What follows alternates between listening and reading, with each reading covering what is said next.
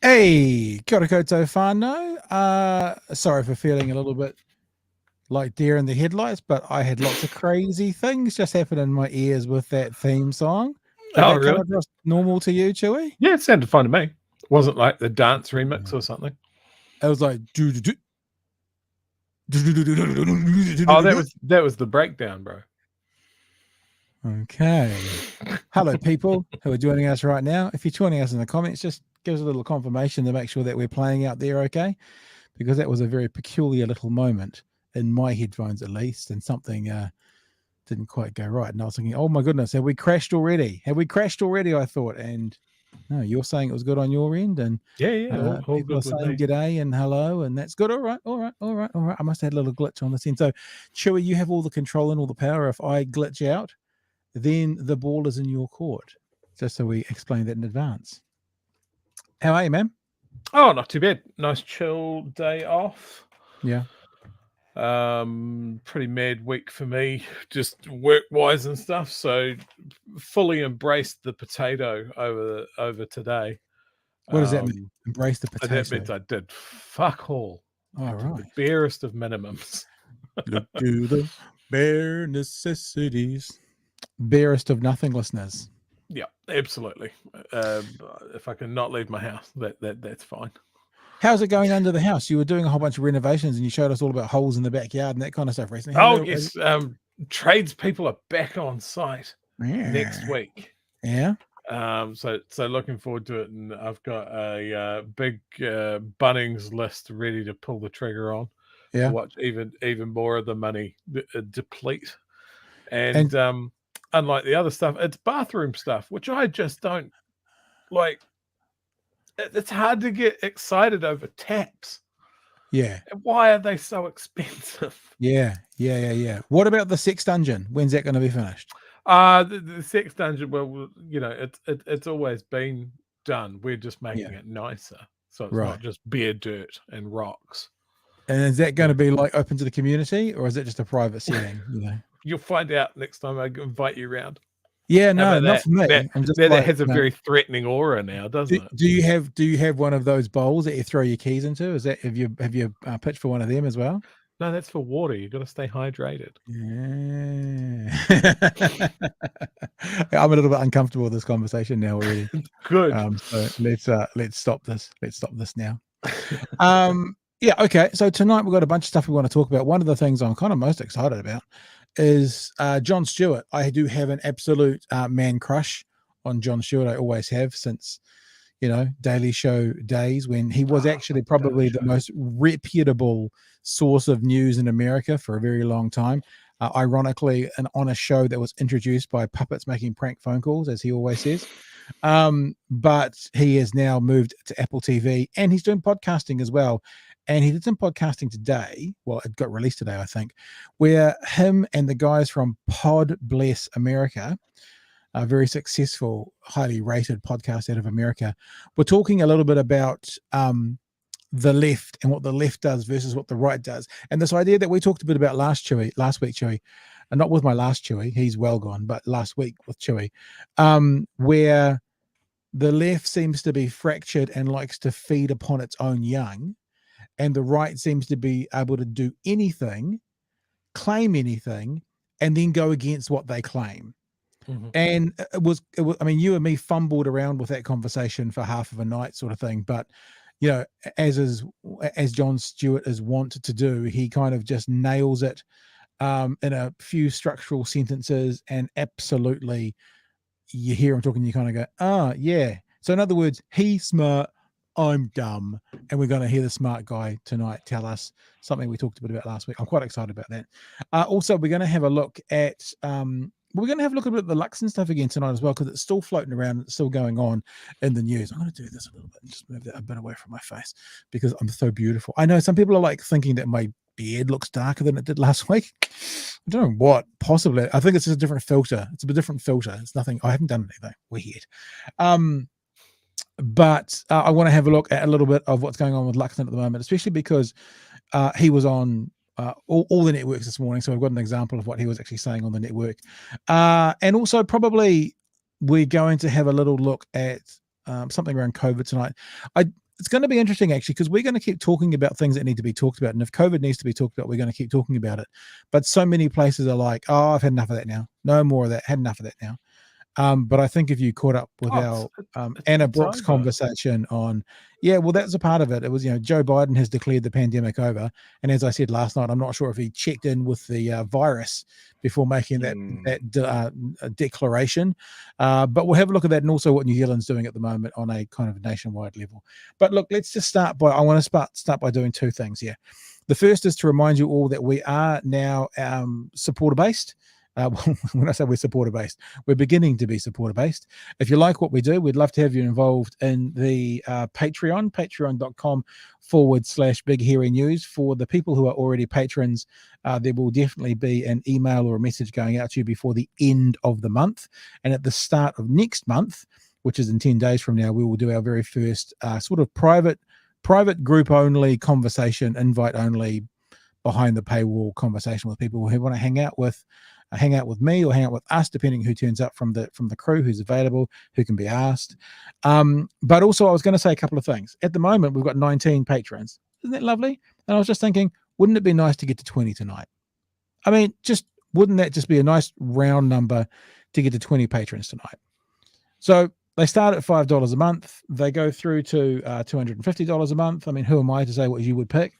And there are benefits that go up with the increased donation you're making, including caps and t-shirts, being involved with the conversation I was talking about, the private behind the paywall conversation, that sort of things as well. And I just thought tonight, if you're interested, Big Hairy News on Patreon. So patreon.com/Big Hairy News.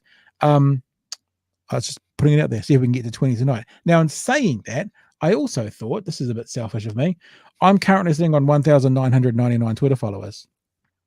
Who wants to be number 2,000? Just putting that out there as well. Number 2,000. Who wants to be number 2,000? And I thought, if I'm going to do that, it's only fair that we do it for you as well. Because now that you're in your sixth Twitter account? That's my second. Right. The others are in reserve. Right. Yes, I've picked up quite a few followers from the show, actually, but not the heady heights that I had before Leo Malloy killed my my account. And at what point, Chewy, are you going to go in and change this NZ to a capital NZ? I've already requested that. It frustrates me that you've got this is the thing that you don't understand with me, Pat, is no matter how good an idea that is, every time it's mentioned, the clock resets. All right, well, I'm going to get rid of yours then and not show it anymore. So let's see if someone wants to be my 2,000th follower tonight at Pat Brittenden on Twitter. It would be lovely to have you on board should you want to be. Chewy's not going to change his login. He's going to leave it lowercase. So I suggest no one should follow him. You know what's going to happen now? A bunch of people will unfollow me and follow you. I'll go backwards tonight. You watch. It'll happen. If I go to 2,000, that'd be great. Just saying. just to show Pat it was an enormous bully. I still haven't confirmed whether I'm going to follow you or not. So we'll see. We'll try. I haven't. I'm just still checking. You got banned from being a nasty prick to someone, so I'm not. Yeah, you just can't handle that heat. I can't handle the heat. I had to get out of the fight. That heat. People in here also talking about Putin. I did see that as we were coming in tonight. Vladimir Putin has announced that they're going to get the civilian army. They're going to start to get rid of the civilian army. Like, how desperate is that now? What does that say about this alleged superpower that they're putting reserves on standby, 300,000 men? He's also stated that all weapons are in play. This is really dangerous. Yeah, it's really dangerous. Not belittling it, but just to call up the reserves because you can't annex a smaller. When I say less powerful, I'm just thinking about the actual armed defenses forces. It's not a particularly flattering thing about your military, is it? Not really, and not. I don't know if you've seen the videos, but they're also trawling the prisons for more meat for the front line. I saw a video a couple of days ago of guys from the Wagner group, which is their deniable private military mercenary group, saying that if they sign a 6-month contract, they'll be free. Wow. From prisons. Doesn't matter what you did while you're in prison. Sign up for 6 months. If you survive it, you're free. I don't know how much I would believe that if I was a prisoner. And there was certainly some footage of some people signing documents that probably shouldn't be signing documents. But yeah, it doesn't look great for the second biggest military on the planet, apparently, or the second army they call themselves.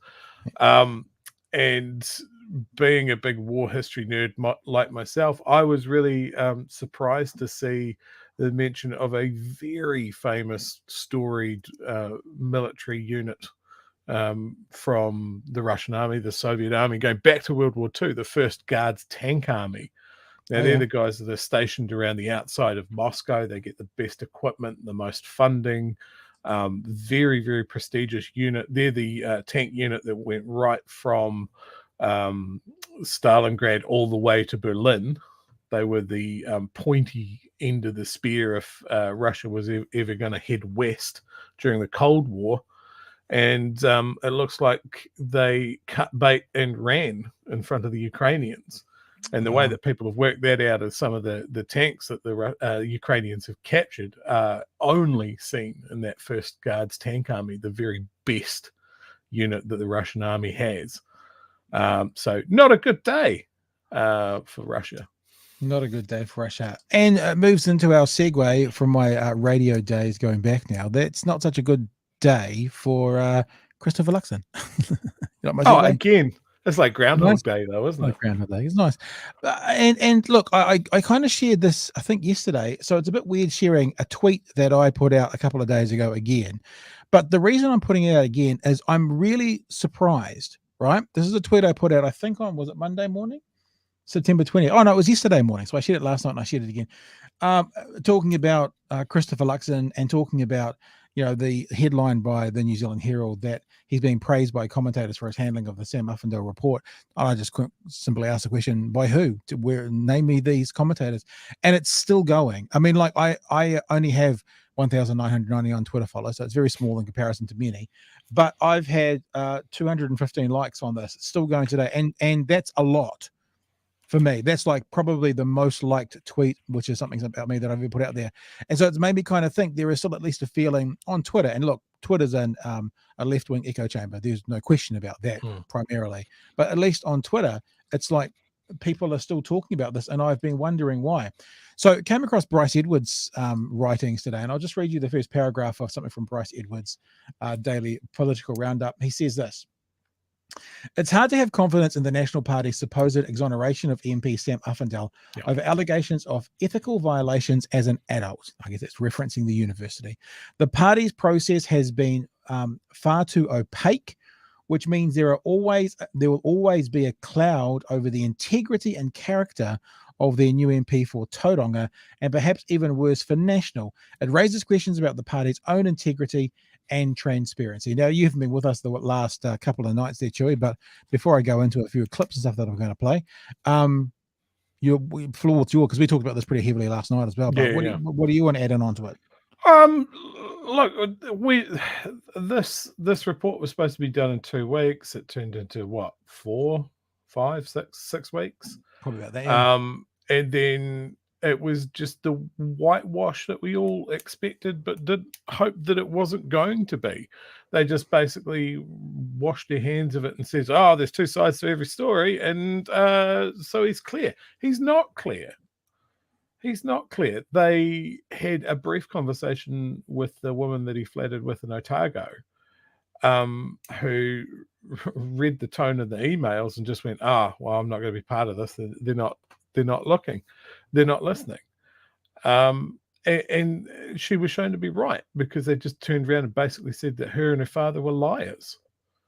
Yeah. I think it, like, for a party that wants to criticize the government on transparency and all of that sort of stuff, and then go, oh well, we've all read the report, and then give it half a day, and it turns out that nobody's actually read the report, apart from Uffindel himself. It apparently has. The National Party caucus just basically just voted him through. Michael Woodhouse was quoted to say that he hadn't read it, but he was sure that Sam Uffindel was the fine, upstanding gentleman that they all think he is. I think it's a piss take.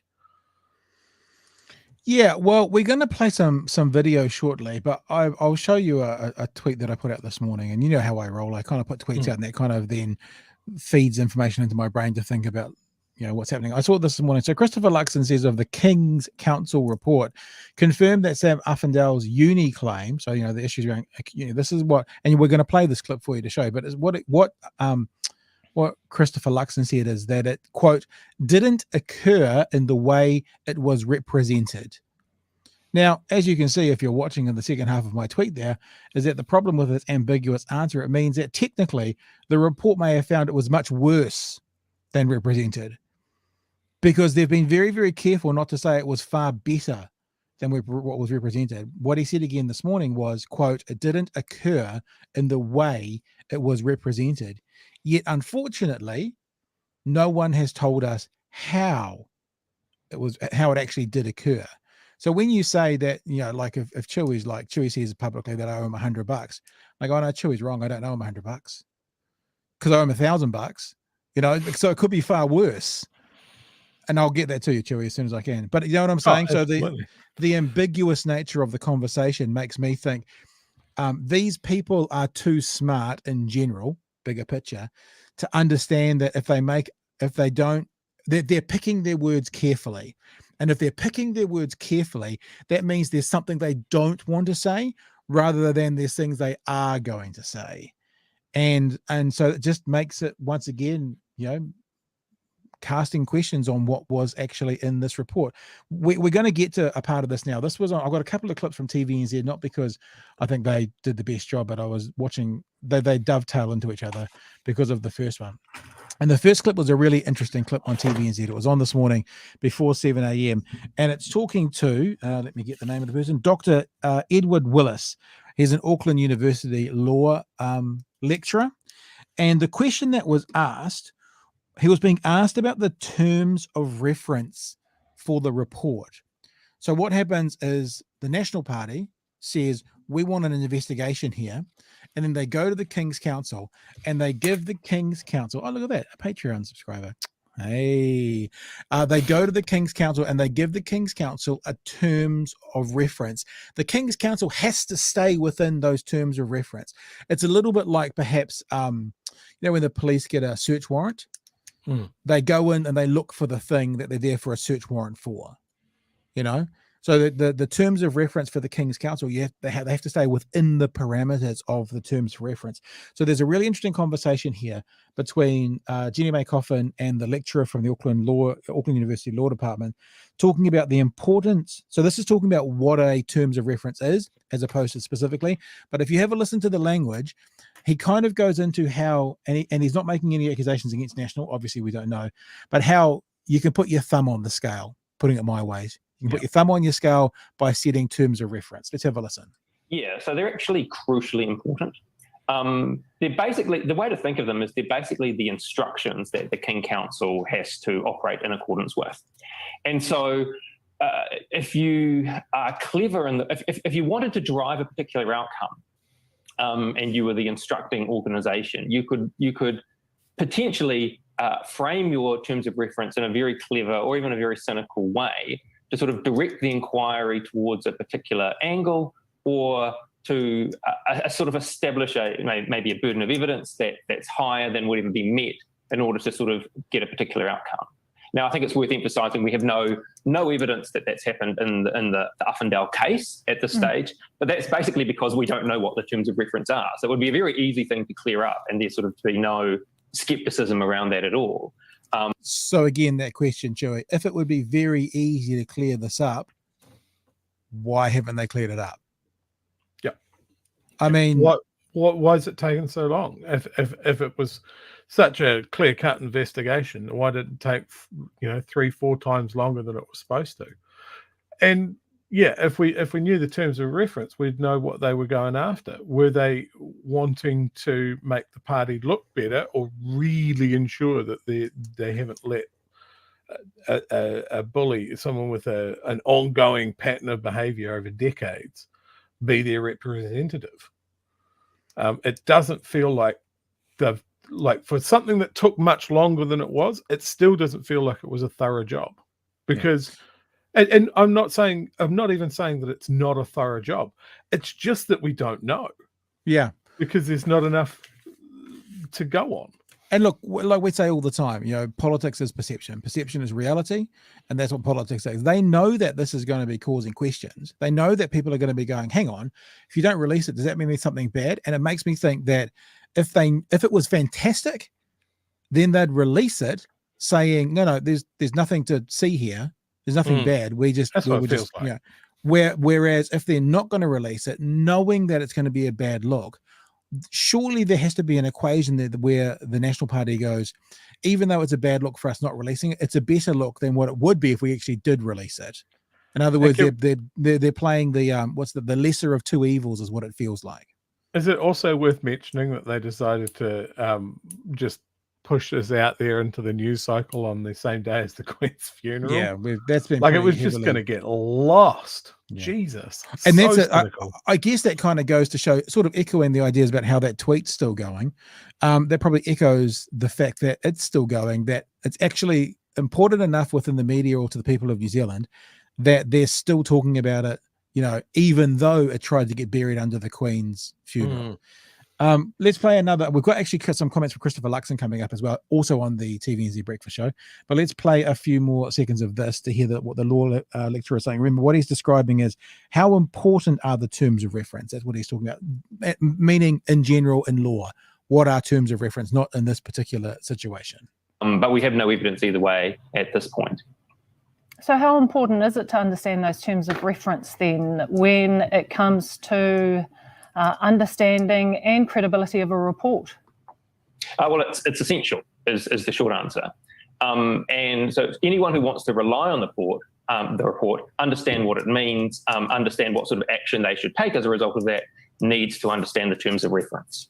Now, in this case, the National Party is the one who set the terms of reference, and they are the ones who can rely on the report and do something meaningful with it. And they've done that in this case. They've reinstated Sam Uffindel to their caucus. And in that sense, it's fine. But if you take that a step further and say, well, we want the public to rely on this, and we want the public to sort of say, well, National's done everything above board, they select good people, we respect and think it's appropriate the sort of judgment that the leader of the National Party is making.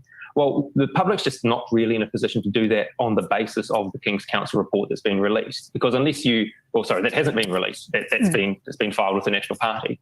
Unless you see those terms of reference, look at the details of the report, see the sorts of conclusion and reasoning that's gone on, you're just not really in a position to make any judgment around that at all. And I think I should say there may be very valid confidentiality reasons where you wouldn't release this sort of report, and that needs to be respected. But that's a different issue from being able to rely on the report. So the public might be in a position where they can just never rely on it because the confidentiality, the sensitivity around that is just too great. But again, we don't know because we just don't have the report in front of us and we can't really see it and make a judgment call for ourselves. There you go. Chewy, before we move on to Luxon's comments themselves, your thoughts, sir? Yeah, just going to chuck this up there because I just saw it. There we go. Yeah, and that's what it feels like. It's like if you had an established level of trustworthiness, and I'm not just talking about party faithful or whatever, but this is a party that is trying to convince people that they should lead the country next election. You know that people don't necessarily trust your word straight out of the get-go. So going, yeah, we've had a look at it and it all looks pretty good. Hand on heart, believe us. It doesn't cut it. And Luxon, as with everything he's done over the last few months, has had to walk back things that he said. You know, what's his most popular phrase at the moment? Look, I think I've been very clear. And it's like, if you have to say that, no, my official mate, you haven't. statements make it clear. Yeah. You know, who's read it? Oh, everyone's read it. Okay, we've talked to 3 people just in the last half hour that haven't read it. Oh, well, you know, it's just, you know, when you talk about patterns of behavior, it's just a pattern now that he will say something, have to walk it back because nobody's pulling in the same direction. And he's an amateur. He's bad at this. I was talking to someone on Twitter today, and they were talking about how, you know, Luxon's doing very well, and, you know, he's impressed hundreds, thousands of people, and and I said to the person on Twitter, well, that's just because you don't understand politics. It's like, because at the moment, the best that can be said about Luxon is he's wallpaper. He's actually neither inspired people nor put people off. He's basically spent his initial time as leader going, you should hire us to be your government because they suck. That's been the depth of his argument. So anyone who takes from this that they are actually doing really well and he's doing really well doesn't understand the toing and froing of politics. And I was just thinking, we're not going to use this clip tonight, but I thought I'd show you, Chewy, that TV3 this morning, like, this is still going around the traps, this news about the Uffindel thing. So what do you think TV3 talked about this morning? Anything but. With Luxon, their conversation was about New Zealand's response to crime isn't working. Christopher Luxon on the AM show. Jesus Christ. So one of the biggest yes, I will appear on your show. Here is the piece of card that I just want. This is all I want to talk about. So they did exactly what we're talking about. They actually, the AM show was actually now going, you know, that really big story that everyone's still talking about? You know, we're going to start also saying Labour sucks, and this is why National should get hired. The amount of, like, truly unhinged shit I have seen out of National supporters on Twitter this weekend has just been insane. I have seen people angry about the fact that Jacinda went to the Queen's funeral with Clark Gayford, her fiance, rather than taking John Key for some fucking reason. I've seen Mike Hoskins losing his shit over the fact that Jacinda's off to the UN now and has hitched a ride with Justin Trudeau. Now, in what world is that seen as a negative? A, she saved the country money by going on someone else's jet. She has, like, what, 3-4 hours uninterrupted with Justin Trudeau to discuss trade or whatever the hell they want to talk about, and she's going to the UN. It's just mental. And like, you talk about talking to a supporter on Twitter that says that he's doing a good job and he's convincing heaps of people and that sort of thing. He only looks good in comparison to the utter shambles they've had for the last 5 years minimum. You know, he looks good next to Judith Collins. He looks good to Mueller, who was there for about 5 minutes before deciding he didn't want to do it at all. It's just remarkable that they still think that this is the best that they've got. Yeah. No, look, I'm feeling. I was looking for that tweet. I'm not going to put it up because I don't know who the person is, and there's no point giving them any more exposure. Although I do notice that they're basically trolls and they're trolling. And I did point out 2 or 3 times on my Twitter feed. It's interesting that you think you're so important, but you're still here trolling my banal little tweet, but you're still here. So you're important and got all these things to do, but you're still here. Hearts and minds, Pat. I think I said it 3 times, but you're still here. And then I will show this one because I don't have their name, because I don't feel any need to give them. I showed them this tweet. I said, this was what I put here. I was like, and yet you're still here, trolling people, still here.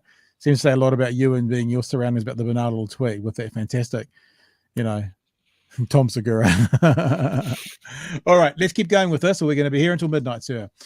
So then Christopher Luxon was talked to on TVNZ and asked why he hadn't released the report. So this is actually getting to the crux of what they think and why they haven't released the report. And Luxon, I guess, is coming across as an incredibly caring and generous man and wanting safe spaces for all those involved, and wants to protect them and make sure that doesn't, of course, address the situation that they could do an executive summary, and that wouldn't stop them releasing the terms of reference. Like, you could do all of that without identifying any person within there, but he's just wanting to feel out and have big fields for the people who are involved and the people who are interviewed. That's his main reason. He's just thinking of them. Well, look, it's very simple. I mean, we intended, when the new allegations arose, I wanted to be reassured that there was nothing else there beyond even the time at university.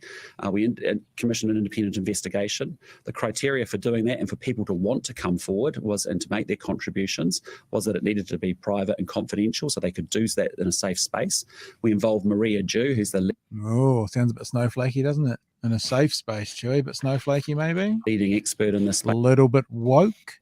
Maybe talking about safe spaces. Independent, impartial, and expert in this area, and then we've faithfully recommended her. We've presented her findings through our statements. So I think we've done a really good job protecting and encouraging people to come forward, but equally being clear. Well, it's very interesting because this morning Radio New Zealand is reporting that the original complainant and her father are happy for the full report to be made public, as long as there are obviously different things that are redacted. So I come back to the original question, why hasn't the report been made public, or at least an executive summary? Yeah, so Sylvia Wood has discussed the findings with those two complainants, but just remember there's 14 other people that have been interviewed. There's many others that have given written submissions, and they've done so on the basis of confidentiality given the sensitivities and personal stuff involved. And that's why you have redactions. And that doesn't eliminate an executive summary, and that definitely doesn't eliminate the terms of reference that were given to the KC before you started it. Absolutely. It's just as much about it's just as much about what was in it and how it was constructed as much as the findings are. Yeah. Do you want to take a screenshot of that? I'm just saying, great pause. Do you want to take a photo? Pause. I know you've done that on Twitter before. Do you want to, before I push play? Yeah, I got in so much trouble for that as well. So that's enough. Did you get banned from Twitter for that? No. My wife was like, "Can you please change your profile image away from that? It looks like he's coming." And I was like, "Yeah, that's fair." What has come out of the report is there are differing accounts of the event over 20 years ago in Otago, but Sam has been cleared of that alleged serious behaviour. The most important thing for me is that no one else came forward with serious allegations of Sam that has caused them harm with his. So here's a question: what if someone else comes forward tomorrow? That's the thing. Like, because he said one of his he said that because no one else came forward, that's one of the reasons he's cleared.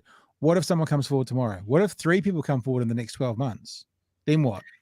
I'm just going to look over here in a 1 meter by 1 meter area and see if I can find the thing that I've lost.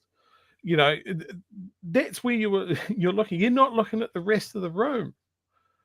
Like, it's just, this is what they should be just as interested in a thorough investigation, because if there is something in this guy's past, he's worked for a couple of, I think Deutsche Bank and stuff like that overseas. What if it comes out that he was just a horrible team leader and he sexually harassed, and not that I'm saying that he did, but as an example, that he did something monstrous in his job overseas. And, oh no, we didn't find that in our investigation. You didn't, because your investigation was shit, and the only thing that you wanted to do was clear him. That was the objective, not to make sure that the party was safe in its pick and free from further damage. Yeah. I just feel like I'm waiting now. I'm waiting for something else to happen. So I just said the same thing. Yeah, this is going to blow up in the end. So it feels like it, doesn't it? Yeah. Let's play the last 60 seconds of this, because actually what I really want to get to is a clip where he is challenged to release it. And listen carefully, because we're about to get that line that comes out that it didn't occur in the way it was represented. Picks his words very carefully. That's coming up real soon. Have a listen. Behaviour subsequent to King's College and this interaction with the flatmate. So that on that basis, that's the reason why he's been reinstated to caucus and as an MP. Wouldn't releasing the report make your life easier, though? Won't questions linger around why you haven't? Yes. Well, it may well make my life easier, but it's about being values-led, and what I made a commitment to people so they could come forward in a really, good process and actually feel safe doing so, was that we would respect their confidentiality. I've involved Maria Dew, the best person I could find in the country to lead an independent investigation, and then I faithfully recommended the findings in my statements, which we ran past Maria to say, is that capturing and reflecting those findings? And the findings are pretty clear. The alleged serious behaviour from Sam, didn't occur in the way that it was represented. And the second piece is that, Sam, there's no one who came forward saying that Sam had caused them harm subsequent to all those events. And on that basis, he deserves a second chance, and he deserves a chance to be able to get on with his career and demonstrate he's a person of good character and a good MP. So we're just going to roll straight into the next clip, Chewy, just so we can get through this before Christmas, because this is quite an important part about the conversation. When Jenny May challenges him to release the terms of reference. So actually not even talking about the report, because so the reason we played the lawyer first was they spoke to the lawyer first, then after they spoke to the lawyer, Luxon came on, they talked to Luxon. So I want you to listen really carefully to how Christopher Luxon responds to the terms and reference question, because she keeps talking about terms and reference and he keeps responding by saying objectives. So she keeps asking, will you release them? He says, yes, of course, the objectives were. Again, picking his words very carefully. And my one criticism with this interview is that I think Jenny May asks twice and then stops. You should have asked again and again and again and again until he either said yes or no. So let's have a listen to this last 60 seconds. Yeah, as we said in our statements, it's pretty clear there were two objectives here. One was to make sure, to get to the bottom of what, conclude where events were from over 20 years ago. There were differing accounts, and we've got clarity around that from Maria. The second piece is to make sure that there was nothing further beyond the King's College incident or this interaction with the flatmate that caused harm to others.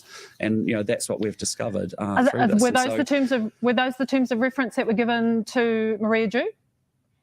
Yeah, well, that's exactly what those objectives of what the report was all about. Were they the terms of reference? Not the objectives. Were those the terms of reference that were given to Casey Maria Dew to investigate? Yes, those are the two objectives that Casey, that Maria Dew had to work through, and that's what we've got from this report. So, look, I appreciate that people want it to be. I would have stopped them again. To release the report or do whatever. The reality is, right from day one, I've made it really clear we're not doing that, because we need to be able to make it safe, so that people can come in and share confidential information that's deeply sensitive, and know that otherwise we wouldn't have had people participating in the way that we did. And in fairness for Maria to be able to do her job and do a great job doing it, that was important. There you go. So there's the end of it. Now, Chewy, I jump straight into that second one. You can hear that he's been very clear that he has explained the terms of reference based on the conditions that they were looking for. Yours, sir. He has been very clear about what is ultimately a very simple issue. And look, I'm going to stumble my way through the next sentence by saying, I know, yes, but also no. The point about you can almost see I hear that in the old dial-up modems, I can almost hear that as he's making sure he responds in a way that's accurate, but not giving the information that is being asked for. I mean, we've covered off that the AM show is pretty soft on these sort of questions, and he bumbled that one. And that that was the TVNZ, obviously, but AM show was the one about thing. Yeah. Oh, yeah. Sorry, I'm mixing. That was TVNZ. No, you're thinking because TV is all terrible. Freesole's got it right. Shame it wasn't Susie Ferguson. Yeah. I think she's moving on from Morning Report. So it's like those senators in America that aren't restanding. They're the ones who are finally criticizing Trump. So I think that Susie Ferguson's got a fire behind her partly because I think she's moving on. That's probably part of the reason. No, absolutely. Yeah, that fumbling and stumbling. Yeah, it's like and good on Jenny May for pressing him a couple of times, but I'm like, actually, this is the point of this interview. We need an answer, because he didn't actually answer that question. Are those the terms of reference? Oh, the objectives. They were the objectives we're looking for. No, but were they the terms of reference? No, they were. They kind of are, like, from a certain point of view. Because the terms of references are a legal term for the exact wording of what was set out for the KC. The objectives were like what we were trying to sort of find out this sort of roundabout way. So here's a question. did he know what the terms of reference were? Well, I imagine he was one of the people responsible for setting them, but You imagine it, but that certainly didn't sound like, because if you knew what the terms of reference were and they were relatively close to what he was being asked, wouldn't you just say it? Like, it sounded to me like he didn't know. Well, I would, what I would think? I would think that the terms of reference have had their thumb on their scale to help them find a particular result. And my guess in that is that, and it's just an opinion, I don't know this, but my guess would be that releasing the terms of reference would also be worse for them than the flack they're getting about not releasing the terms of reference. Because there's going to be something in that wording. Unless I'm proven wrong, there's going to be something in that wording that's going to be, it's like a polling. So it's like, when did you stop beating your wife? It's that kind of question. You can word it in any way you want to kind of get the result you want. That's what the terms of reference are. That's why we heard the law professor talking about it. The terms of reference will shape what they can look at. And if you shape what they can look at, on some levels, that shapes the outcome you're going to get. And when you start saying fucking things like it didn't occur in the way it was represented, then what's that saying is something happened, but they got it wrong in the media. What, like I said earlier, so what? It was much worse? It was much better? Just because it wasn't in the way it was represented, what was it then? Because that's actually important to know. Yeah. Absolutely. So not good at all. I would like to play you a pretty amazing little video. There was a court case today in Christchurch. Oh, yes. Yeah. Counterspin round 2. For a couple of lunatics. I noticed that several days ago they got told, and I think I read this on Kelvin Morgan's Twitter feed, they got told they didn't need to be there. But of course, they didn't tell their supporters that. And so they had people turning up from all over the country to support them. Here we go. I'll read out Kelvin's tweet, shall I? I'll read out the tweet that Kelvin put out. Imagine traveling from faraway places like Auckland, Rotorua, or Dunedin only to discover that Alp and Spear knew days ago they were excused from appearing in court today, but chose not to tell anyone for no other reason than to carry out a cheap publicity stunt. Well, cheap for them. Yeah, I don't want to give them too much, head up today. Because it's interesting that none of the mainstream media have covered that at all. Right, they've gone dark on it. They've decided. What I want to play you is there was one of the people involved with the mosque attack. One of the victims was outside the courtrooms today. Her name is Dr. Hamima Ahmed. Her husband was killed in the mosque attacks, and she spoke directly to Counterspin supporters. And I want to play that video. I don't really want to talk too much about the Counterspin stuff myself, but I want to always try and put out there, information. And it's akin to the whole, we are not pretending my husband was murdered in that situation. So this is one of the, I'm unclear whether she was in the mosque at the time, but her husband was murdered in the mosque. And this is what she said to the Counterspin supporters. You are people that have love, lots of love in your heart, but perhaps you have been sorely misinformed. I'm not a hoax. I'm not a crisis actress. Like I said, if I can call all my friends back from the graves, I would, to prove to you. But I am the living proof that March 15 happened. Call it what you want, but we lost dear lives. We lost dear lives, and we wouldn't want that to happen to anybody. And when we say March 15, never again, we mean it. March 15, never again. So, pretty powerful moment. And again, we've got a case of someone having way more class and empathy of like just not completely calling them out, going, you've got a lot of love in your heart, you've just been misled. I don't know if I would have that capacity for openness if I was confronting a group of people that were supporting a media organization that said that her husband dying was all lies. Yeah. Jesus. Yeah. That's something else. Agreed, David. Agreed. Two Davids, actually. Cunning stunts or rhyming slang to that effect. Yeah, so there you go. It's a very short bit. I just wanted to share that with you in case you hadn't seen that, because it's like the Alex Jones trial where the mother of the thing had to stand in front of Alex Jones and said, I am not an actor. You know, it's like, and I've said this before, I've been involved in the flat earth world. I kind of think it's a bit of a laugh. I like getting involved and having kind of, they're not really robust conversations. I'm going to sneeze in a second. Excuse me when I do, because they don't have a leg to stand on. You know, always when you say that, then you don't do it. And I used to think it was a bit of a laugh going in there and actually kind of, you know, pushing back against some of the people for a bit of fun.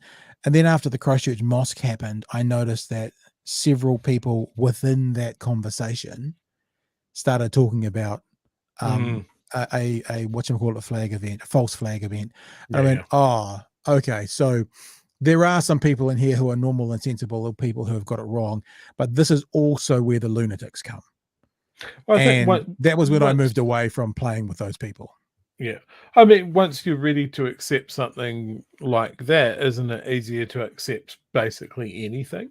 Yeah. You know? Yeah. I'm just going to put a comment that Free Soul just put up. Apparently she did that speech. Wow. They had posters of the terrorist looking right at her, holding him up as a hero. Wow. That's sickening. And what I will say to that, and this is what I will always say to that, is if that is the case, I didn't see that, but if that is the case, I agree with you, Chewie. It's it's an abomination, basically, for that to happen.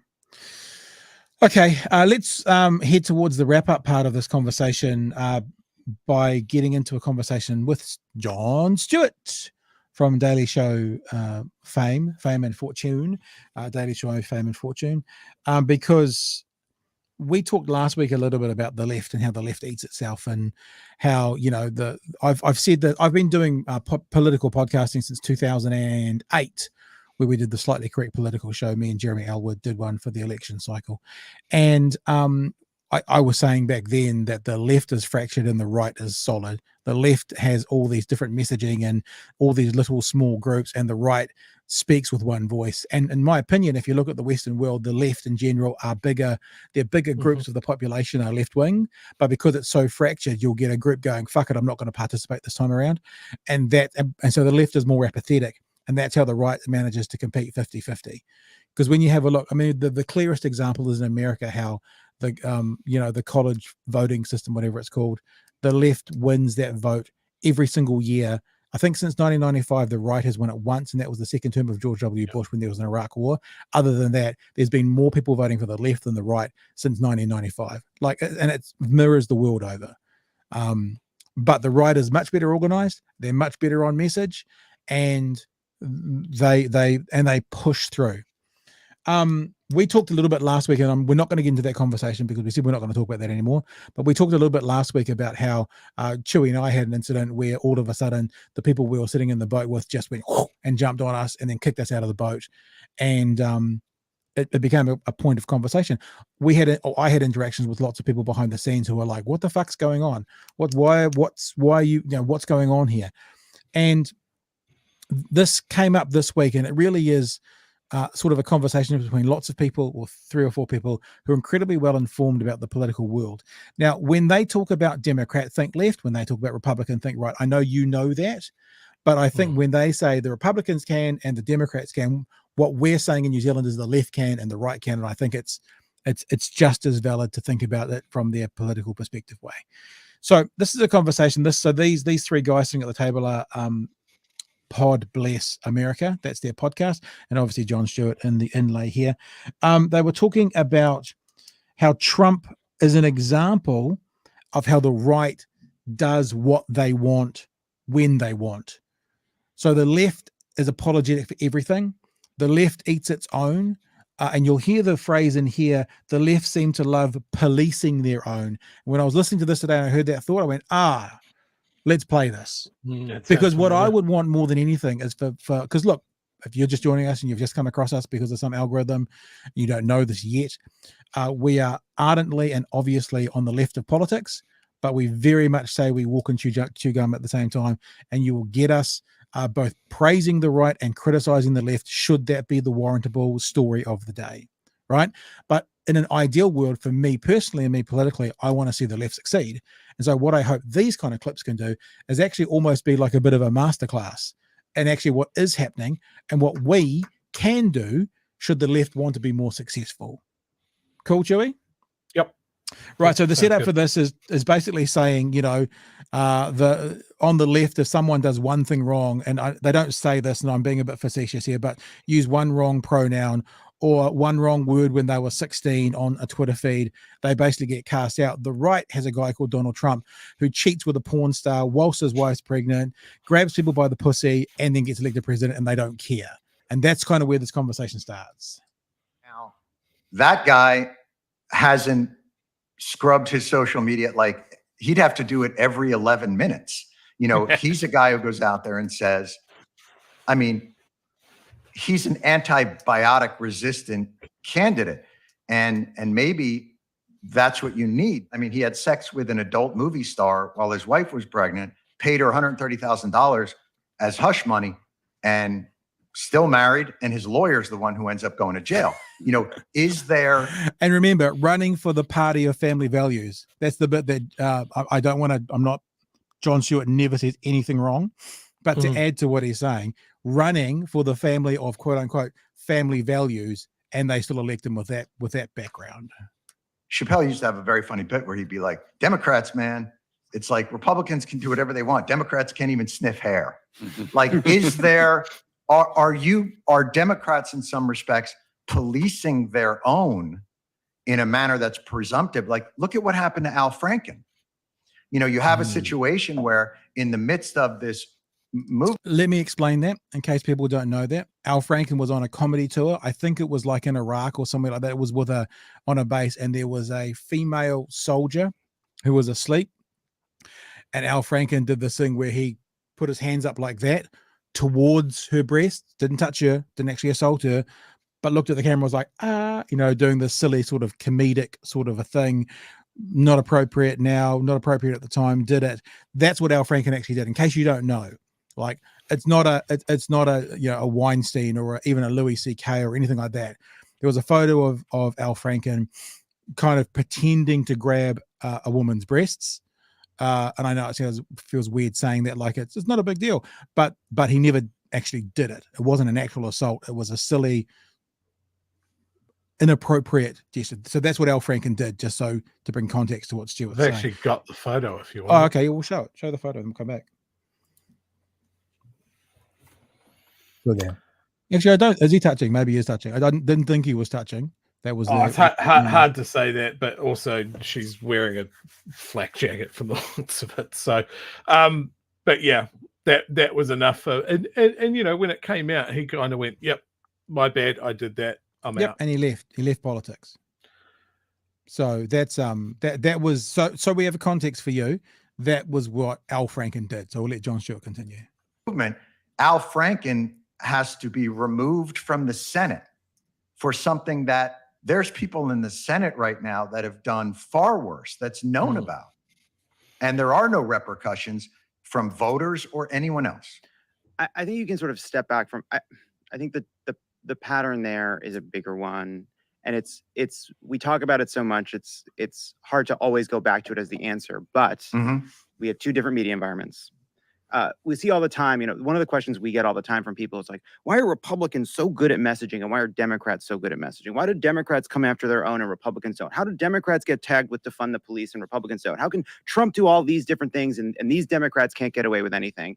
And you step back and it's like, it's not because Republicans are brilliant. It's not because they have better, they're so sophisticated about messaging compared to us. They have a giant propaganda apparatus that covers Democrats in a way that pulls up the things that are the most divisive, that are the worst for Democrats politically, and B, inoculates Republicans against some of their worst excesses. Look, you have Lindsey Graham, going out there proposing a national abortion ban. Incredibly politically stupid. Even Mitch McConnell trying to get out of talking about it doesn't get the hype on Fox News that you would expect for something that would be really popular with their base. Why? They recognize that it's not advantageous for them. So not only do they tar Democrats over and over again in a way that spills over into the mainstream political punditry, they also kind of provide a big bubble for their right-wing crowd that's much more insulated from the stories that would hurt their own side or make them skeptical of their own side. But I would go one step.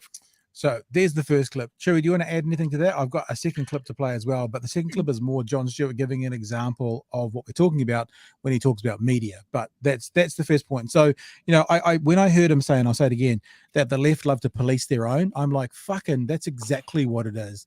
The left are, I don't know, what's the word when you hold yourself up to be a good example of something, and if everyone doesn't reach your level of holiness, then they're terrible people. Like it's like that Kevin Hart thing, and I'm not saying this was the left necessarily, but Kevin Hart made some homophobic jokes and stuff in an era where society, whether we like it or not, society had deemed those jokes to be acceptable within a comedy scene. Right? He subsequently apologized for those jokes. He learned the error of his ways. He knew society was moving. He said, I did wrong. And he apologized for them. Years later, they came out again. He got dropped from the Oscars and he had to do the whole thing again. Apologize. Even though he had mended his ways, he had mea culpa, he had apologized, he had realized that was not appropriate to today, and it was offensive today. And I know a lot of people were saying, well, it wasn't appropriate back then. I'm sorry, not to burst your bubble. Within society had deemed it okay by making it acceptable within that comedy concept and complex. Whether you think it's offensive based on today's filters, whether you think it was offensive based on those filters back then, it was a different age, and society had deemed it okay by supporting that kind of comedy. Society may not deem it quite as okay today, and there's a different outcome. Now, I think it's fair to say it was never okay. I'm with you. Fine, that's fine. But you can't hold someone accountable to today's standards based on a societal standard of yesteryear. Now, criminal activity, you can hold someone accountable based on criminal activity from today or 20 years ago. But societal standards, you can't. If you could, we would not have, and I'm only speaking about comedy, and you're the expert here, Chewy, you would not have comedy from prior to 2010 be available anywhere in the world. You just wouldn't. One of the greatest comedic stand-up sets is Eddie Murphy in Delirious. I was just going to say, Delirious and Raw. He says some horrific things in there about the gay community today. At the time, they weren't deemed horrific. Were they horrific? You can say yes. I'll take your word. At the time, they weren't. Was that wrong? Yes, it was. But at the time, it wasn't. So you can't judge Eddie Murphy, who ironically hasn't been judged for those comments, where people like Kevin Hart have been. You can't judge him today based on what he did as a 21-year-old comic in 1986 or whatever it was, and say, therefore, you're, I hate the word cancelled today based on what you did back there. Now, if he did it today, different story, but not then. But the left likes to eat their own. It's almost like the left are competing with each other and the right are competing as one. It's almost like the left goes, I'm the most virtuous. I'm going to be at the top of the Twitter pile. I know I can knock you off by putting up that tweet from well, it won't be 19, will it? Or that comment in your yearbook from 1994. And because of that, when you were 16, I'm going to get you cancelled today. And that makes me the most virtuous and me the most right until you fuck up and then you get the pile on. The left likes to eat its own. The left likes to police their own, as was just said. Sorry, Chew, I finished my rant. You stole all of my talking points by bringing up Eddie Murphy. God damn it. Sorry, dude. Yeah, look, I was just going to say, like, if it was the same, like, I mean, because we were talking about American politics, I'm thinking it from their lens. It's amazing that a lot of these guys can run on a moral standpoint, you know. They're good, God-fearing Christian people, and because of that, we're going to ban abortion, and we're going to be anti-gay, anti-trans, anti all of this sort of stuff. We're not going to help poor people because I'm a good Christian. It just, none of it gels. None of it gels, and they don't give a fuck because the people that are voting for them are just listening for that one word, Christian. Yep. Christian Republican, 2 words. I don't care what he's done. I like what he's saying. And usually what that boils down to is we don't like the same people. Yeah. You know, and I just wish we kind of had, oh God, I can't even believe I'm saying this out loud. I just wish we had a little bit of that from our side as well, of somebody just going, these are the things that we believe in. And if you don't like that, I don't care. I'm just going to do it because that's what the people that voted for me want. It almost seems like the left spends a lot of, as you said, a lot of their own time policing their own team, and also at the same time trying to convince people that hate them that they're not as left as they are. When all around we have found that there's more people that would vote for social policy. There's more people that would vote for socialist policy. And the only way that we can balance that is to pour a shit ton of money into the other side to mess with the process, to mess with how democracy is run, to stand up a multinational news organization to put those voters in a bubble and radicalize them. And thank God we haven't got Murdoch media in New Zealand, but places like the Herald and News Talk are certainly doing their best to be the New Zealand version of it. Certainly not as bad, if you can say that, but they're definitely trying to do the same thing. Like Gareth in the comments says here, News Talk ZB, highest listened to radio station. We've spoken about that in the past, and the key is the listeners only listen to that station. They don't get their news or views from anywhere else. They are in that bubble, and that's the hardcore. Yeah, and that's become more evident to me over recent times. I'm doing these mayoralty conversations, and there's a particular candidate in Dunedin who's an abhorrent asshole. If you want to know who I'm talking about, then just go to my Twitter feed or go to my blog, patbrittenden.com, and I've written an article that says why I won't be voting for him. And the answer is because he's an asshole. Oh, which asshole? There's a couple. Well, no, there's only one proper asshole. And the point that's been made to me by numerous people who are involved in the press and media world in Dunedin is that he gets a lot of number 1 votes in STV, and then he gets nothing else because he's got a constituency that are like, this is the guy, this is the only guy, this is the one. But no one goes, oh, he'd be my second choice and it's the same as the echo chamber of News Talk ZB, right? It's all they listen to. He's the only one they'll vote for, but he doesn't get 2s, 3s, 4s, or 5s, with the STV voting system. There's a really good thing to be considerate of that as well. And we saw a little bit of this last local body election. I think we're going to see it a lot more this time around here in Dunedin.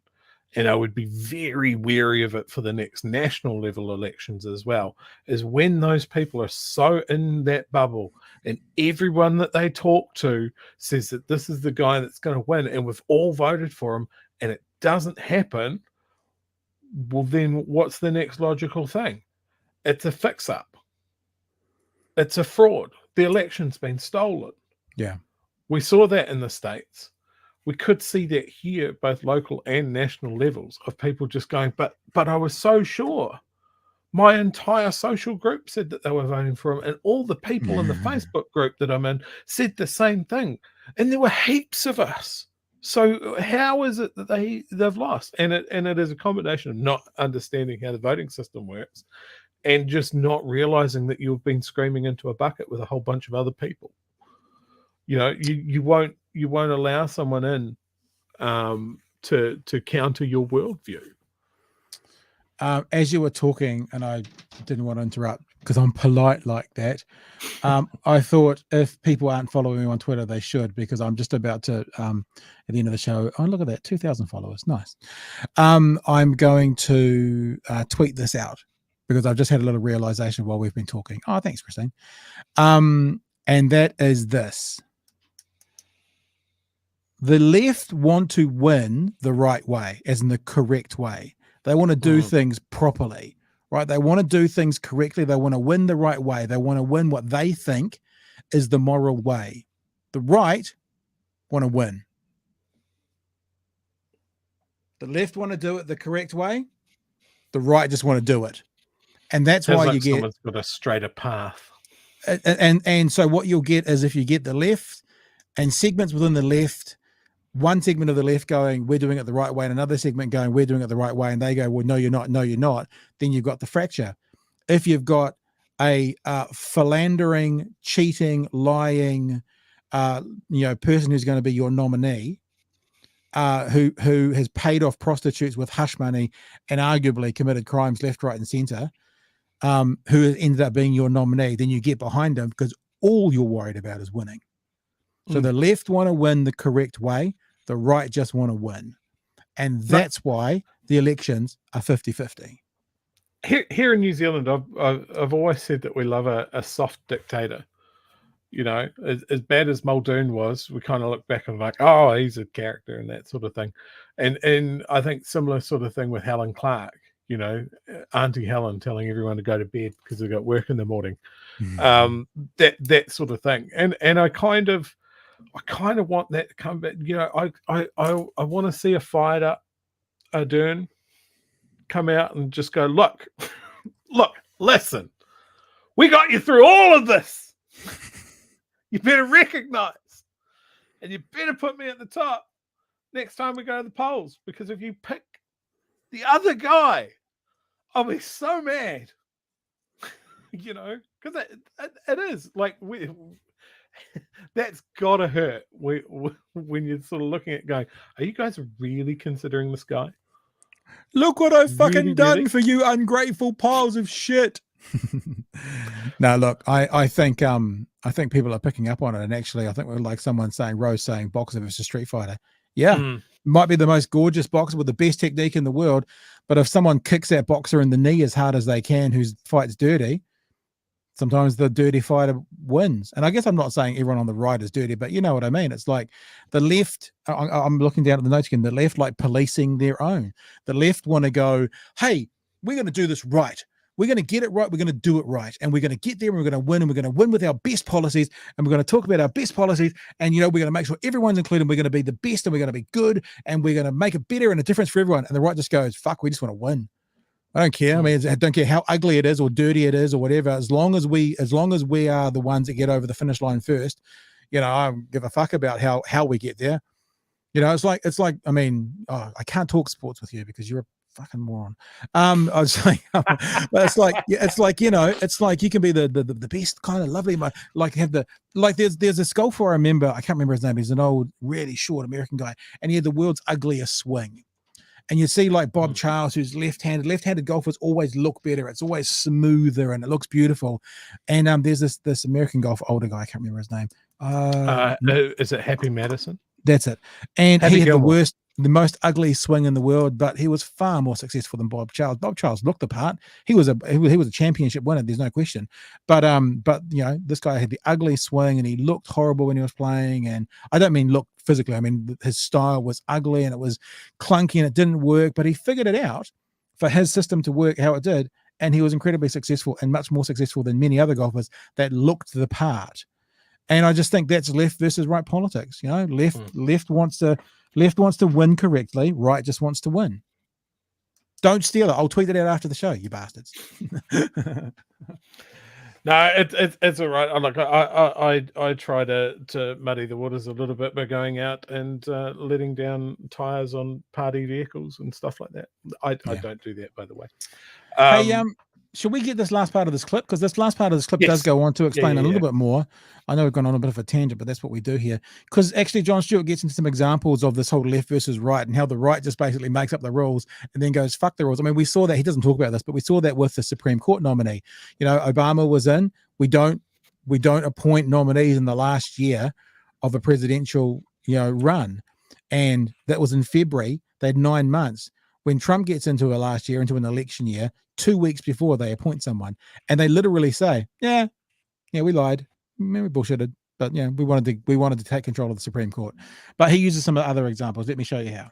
We've always been a country that overestimates the power of the conscience and mythologized it, and it's not real. And don't the Republicans win because they understand what currency their base operates under? They all operate on the same monetary standard, whereas Democrats are by necessity, stitched together coalition of a variety of interests. And that's always going to be harder to clearly message and wrangle. It's not like the Democrats don't have any press. It's not like they don't. I mean, how many times can you hear the words, the big lie, before you just want to tear your hair out? Yeah. It's not like they're helpless. The Republicans, their media works towards a goal. Here's a great example. Sean Hannity was talking about Jen Psaki, her ascendance to, and I don't even know what network she's working on now, CNN or MSNBC. Yeah, MSNBC. Yeah. This is evidence of the incredible incestuous relationship between Democrats and the media machine. Sean Hannity was with Donald Trump talking strategy. He's in all the text, they have created a set of rules that everyone else feels they have to abide, that they know that their own audience won't hold them to. And why does imagine that? Imagine playing some sports ball, Chewy, and having one side pointing at the other side going, hey, you're offside, and then them the whole time being offside and not having the ref pull them on it. Having one side kind of going, you're breaking the rules and I want you to be held accountable for it, and having the side that's saying that then break all the rules. That's what we face in left versus right politics. Let me just finish this off. It's only about another 60 seconds. I remember I visited Obama's White House twice in 8 years. He called me down to yell at me twice. What'd you do? We'll get into that later. Okay, good. But it was on the log line. The right-wing media went crazy, attacking it as secret meetings showing the incestuous relationship between the left-wing media and left-wing policy. But what the right has done is they've built parallel institutions. What they've said is the college system doesn't work for our politics, the think tank system doesn't work for our politics, and the media system doesn't work for our politics. So we're going to build identical parallel institutes that purely feed a very specific goal. The left has just a hodgepodge of all of those things, but they are not all pulling in the same direction or rowing in the same direction. No, There you go. Over to you, sir. No, I think he's nailed it because he can do no wrong and only speaks truth. He's my boyfriend. You fucking keep your hands off. Well, my question is, why has he never run for office? He's too smart to. Who would want that job? Well, I've said this and I've said it before. Thank God for our democratic process. Just go around the world and God, just compare MMP to literally anything else for all its quirks and criticisms and that sort of thing. First past the post, the American system, yuck. That's why they're just a shit show. I just want our guys to just be judged on their own integrity and just go, yep, I know I'm above board because I don't do sketchy, dodgy shit. And you say that enough times, people should believe you. But I'm waiting. It's right. It's I'm a big lefty, but I'm waiting to go, I want them to be better than the other side. So if they step a foot out of line, you're kind of ready to go, yep, well, they're my team, but yeah, that's not good. That's not good.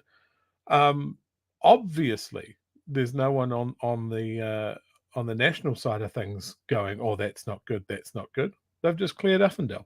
Everybody seems to be really happy about it, even though there's huge conflicted issues with how they cleared him. Mm. Yes, Chewy, I think you're 100% right. You looking? Here's the problem. The left want to win ethically, whereas the right just want to win. The ethics part causes the left to want to police their own, throw people out of the boat, have to compete with their virtuous position, and the right just want to win. Tweet. Gone. Right. I think that's an interesting place to leave it. I think that we've just got ourselves a clip for tomorrow night as well. Now, there's been some tweets and stuff coming in. Do you want to get to any of those? Share anything that's been going on? Just real quick, we got one from Simon. In my opinion, MMP is the best system. It's even better than STV and encourages competition among MPs from the same party and the same electorate. I think the problem with MMP, in my opinion, is I think the threshold should probably be a bit lower. I agree with that. I don't know what it should be. I used to think maybe 2%. I think that might be a bit low, but I think 5% is a bit high. I'm okay with 5% personally, but I think if it was actually a mixed member proportional, then you should be able to get someone in with 50,000 votes. I think you have to get about 120,000 if you're just on the list at the moment to get someone in. That feels like that's not just necessarily a mixed member proportional, but obviously we can't get people in with a constituency of 50, but it feels like 120,000 is a bit too high. So where that number should be, I'm not sure, but I think it's probably a bit too high. You could probably drop it to like 4.5 and make it 100,000 people. That might be a fairly easy yardstick or something like that. Maybe you could make it 100,000 people, and then that 5%, 4.5 could change each election. Because if we've got 6 million people, 100,000 is going to be a smaller percentage than if we've got 5 million people. I don't know. I mean, I found it quite interesting the last couple of elections how it shows how long it takes constituents to get used to a new political system. There's still people that say that MMP is too difficult or hard to understand. It's the only voting system that I have known. They changed it on the first year that I was eligible to vote. So it makes sense to me. Can I just clear that up? Can I clear it up? It's that? really easy. All that matters is your party vote. Yeah. That's actually all that matters. And I know I'm preaching to the choir here because everyone who watches us is smart and knows exactly what's going on. But all that matters is your party vote, because the party vote dictates how many MPs there's going to be, which means if you get 50% of the vote, the party vote, you've got 50% of the seats. If 50% of the seats is 60 seats and you win 12 electorates, that means you've got 48 list members. If 50% of the seats, so 50% is 60 seats, yeah? So if you end up winning 40 electorates, then you've got 20 list MPs. So the party vote is all that matters, because that dictates how many MPs your party's going to have. The electoral versus list vote just comes down to, if you're allowed 60 MPs, then all you do is you have your electoral MPs, and then you just make up the number to the number of MPs from your party vote. So actually, it's just the party vote. That's all that matters. So there you go. I've explained it if anyone wasn't quite clear. But there's been so much. I think you've been very clear. Yeah, but I talked to my friends over the UK who have, of course, famously still first past the post. And what a fucking disaster. Like they have an entire generation of people who feel completely disenfranchised from their political system, because when has their vote ever counted? Yeah, never. There's people my age over there that have felt that their vote has never ever, not fucking once, counted. Isn't that just mind blowing? Yeah. Yeah. And the other thing about first past the post or whatever else is that people talk about the negative with MMP is, minority governments. Whereas I remember, I can't remember which election it was, maybe 2011, maybe 2014, is it what we had? That in the UK under first past the post, in Australia, who I think had STV, and in here under MMP, all of us had minority governments. Because all that means is not enough, having to form a coalition. And even in those places with first past the post, one of the parties got 48%. So they needed a couple of independents to make up a majority. So just to make it really clear again, that is that means that there is what am I trying to say? That means that concern by some people of a minority government is not about MMP. That's about how people vote. That's what I'm trying to say. Yeah. That makes sense. Someone's just asked, Rose just asked, what Labour wins 100% of the electoral seats and National wins 100% list vote. What's the outcome? The outcome is a overhang, and it would be a massive overhang. So you know how sometimes we've got 120 seats, but there's 121? That's called an overhang, right? And so you don't have to have exactly 120 MPs. You can have more. If that hypothetical situation came up, bro, there would be like an overhang of probably 100 MPs. I don't know what the number would be, but it would be a massive overhang.